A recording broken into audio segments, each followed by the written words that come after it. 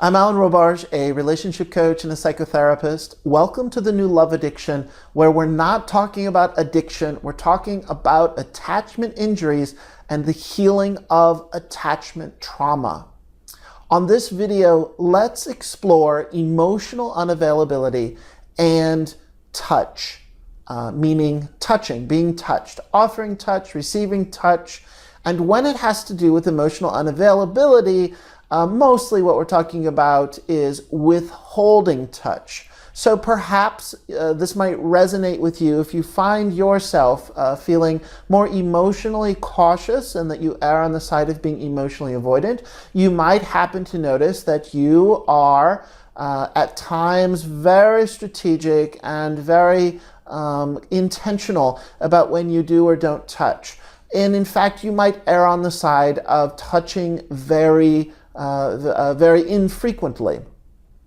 Also, sometimes in its most extreme form of when a person who's emotionally unavailable, a person who wants to keep themselves distant and avoidant, will in fact withhold touch, and although might feel an impulse to reach out and offer, to grab someone's hand, to tap someone on the shoulder, to give someone a hug, will err on the side of just simply not doing this. So perhaps this is you, or perhaps you are in relationship, have been in relationship with someone who errs on the side of being a bit more emotionally unavailable.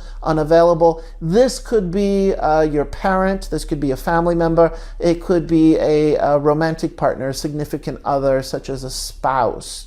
So let's acknowledge that there's different kinds of touch. And a lot of this is going to have to do with cultural awareness. So keep in mind that what I am sharing, you're going to have to channel it through your understanding of the big picture cultures of different cultures where people are coming from, perhaps your family heritage where you come from. And then there's also a immediate family culture, or not so much the word immediate, but a unique family culture. So we could look at different families and say, well, how does this family value touch, and what is the frequency and the styles and the way that a particular family offers touch, and that creates your culture. So in order to begin to reflect and think about what I'm sharing, it's always good to consider the context of where is this coming from, and perhaps what is the culture within the family. If you're looking at this to a significant other, and you'll need to look at his or her culture in his or her family. How do they grow up? How do they participate over time offering touch? So a family that perhaps errs on the side of not offering very much touch, that does not necessarily mean that they're emotionally avoidant. So we have to be careful not to impose our value of wanting higher amounts of touch and then assuming that something's wrong. We're looking at intention. We're looking at, what is the underlying intention that's driving the withholding or driving the lack of connection that's being offered? So, ways in which a person who is emotionally unavailable, emotionally avoidant, who's trying to keep him or herself emotionally distant, they might deny touch in everyday relating scenarios. So that could be through greeting, saying hello, goodbye, giving a hug, kissing someone. That could be in a public format of watching a movie. Let's say you're at a movie theater and you're crying. There's something that's sad in the movie. So it would be appropriate, again, if it's part of the value system and the culture of how you relate, but in general, it would be appropriate and even understandably congruent with the situation that if you're with a partner who's crying at the movies, you would reach out and just grab their hand. You would, look over and you would smile, and you'd maybe even tap their shoulder.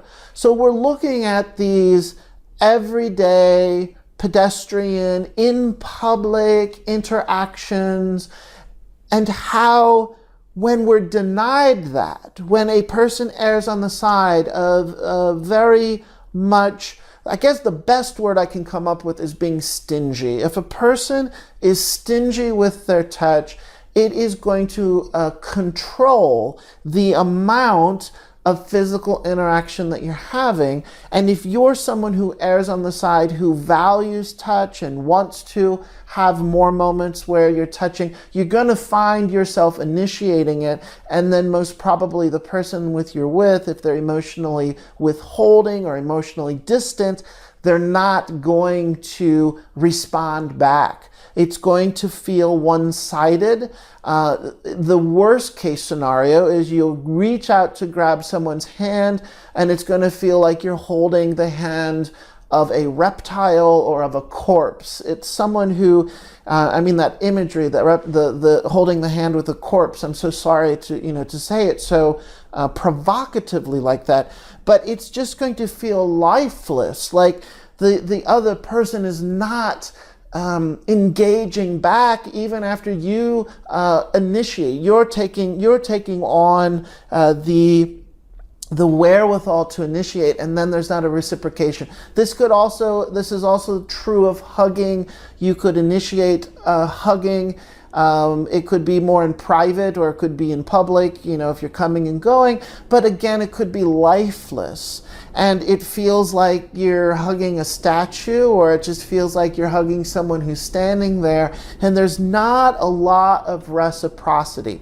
So when there's not reciprocity, what that does to our nervous system is it triggers us, it activates us, and we are going to feel a sense of rejection. We're going to feel a sense of something is not quite right here. There's not an exchange. There's not a looping of a completion to where even if we are the one initiating, the other person would also simultaneously take over and initiate back.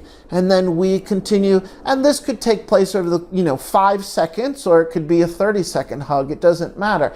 But when a person is not initiating touch, or when we actually attempt to do so and they're not responding, and we're experiencing the response, the non-response as a kind of lifelessness coming back to us, this feels rejecting. This is going to feel like you are not being received. And it's disappointing. I think my voice is slowing down right now. I'm slightly scrambling for words. I don't quite have the word, but I think what's happening in my body right now is what happens in those moments is that there's a shutdown around, well, there's not much more we can do here. We can't go much further. We then very clearly get the nonverbal communication, disengage, disconnect. Now, if this happens enough over time for someone who would initiate more frequently, most probably you're going to curb your initiations. You're going to limit the number of times that you very freely pat someone on the back, very freely grab someone's hand, very freely lean towards them to give them a kiss on the cheek. Over time, if you notice that your partner or your family member is not engaging in that behavior, it very clearly sends you the message that you too, your efforts are not welcome. And there is an exposure here. When you do this, it's very vulnerable. When you offer yourself, you offer an invitation to connect through touch, and the person is lifeless, doesn't engage back, doesn't also reciprocate, 5 minutes later by initiating as well, this is going to satisfy or complete. The word's not complete. It is going to successfully push you away, which is the point of emotional unavailability. That's the point of being avoidant. We need to keep a distance. And so it's two types of communication going on. The communication is, from the point of view of the emotionally unavailable person, don't touch me, don't hug me, I can't get this close, I don't want to feel the emotional feelings, the vulnerability around this touch. And then the second form of communication is, don't keep initiating, keep it to yourself, don't be the one to initiate. And over time, usually relatively quickly, but over time, you're going to get these messages and you're going to then begin to pull back. Now, one thing that people do when this type of touch is being denied, they still want to get their needs for touch met. So they will resort to sexual touch, or they will resort to touch that is sexualized or has an intention to initiate sexual activity, sexual exchange of energy, sexual behavior. So they're being denied a certain level of emotional touch, and whether they're conscious of it or not, they get the bright idea that says, hey, I'm not being touched in all these other scenarios. I'm still a human being that does need to have touch, and I value touch in my relationships. So one way that I am going to turn up the stakes or demand, one way I'm going to demand that I get my touch, my needs for touch met, I'm going to do it through sexual energy, sexual relating, sexual behavior. And this bringing these needs for touch into sexual activity and sexual relating, of course, is normal and of course is a very large component of sex. However, if you are using sex, sexual relating and sexual touch to overcompensate for the emotional touch that you're not receiving, then you have an imbalance, and that your intention around how you're using sex is being exploited. And you're trying to use sex to overcompensate for the fact that your partner's actually unresponsive to physical touch and to physical proximity. I also want to acknowledge that touch is a form of communication, and it can mean many, many things. It could mean comfort. It could mean, hello, I see you. It could mean, I enjoy your company and I want to get close to you. If a person is hurting, and back to this idea of comfort, the idea of offering touch says, I am aware that you're hurting, and I'm here to make connection.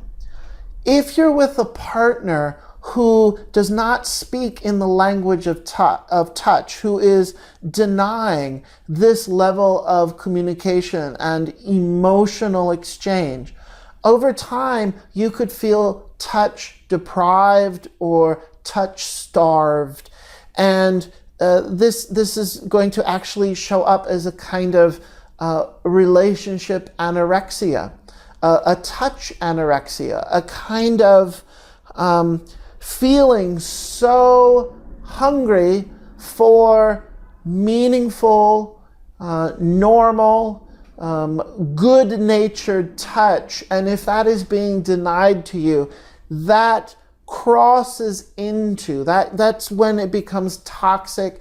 That's when this becomes dysfunctional relating. That's when it becomes some weird power dynamic, that the person who's withholding touch and not offering that to you in a generous way, being, again, back to culture, as long as it makes sense within each person's capacity for how they value and would like to express touch.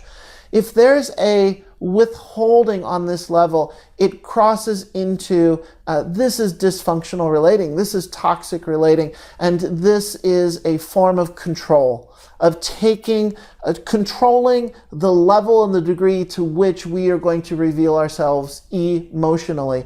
And if you are unable to confront this, if you are unable to actually uphold boundaries to say, I need a partner who can touch on this level, I need a partner who can show me kindness through a hug, show me kindness through patting me on the back, offer me comfort in this world, offer me safety and trust by right of proximity. As human beings, we are tactile people. We are touching people. It really helps our nervous system. It helps our body. It helps physically feel a sense of ease.